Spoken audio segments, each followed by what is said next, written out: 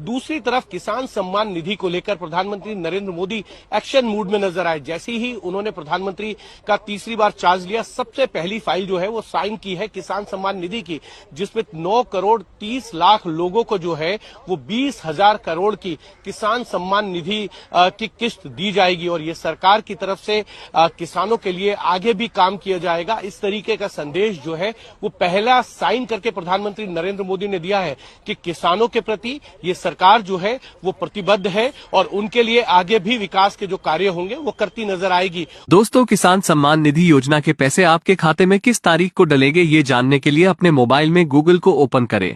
अब यहाँ पर टाइप करें बिहारी ज्ञान। अब इस लिंक पर क्लिक करके वेबसाइट ओपन करें। अब अप्लाई नाउ के बटन पर क्लिक करके फटाफट आवेदन करें।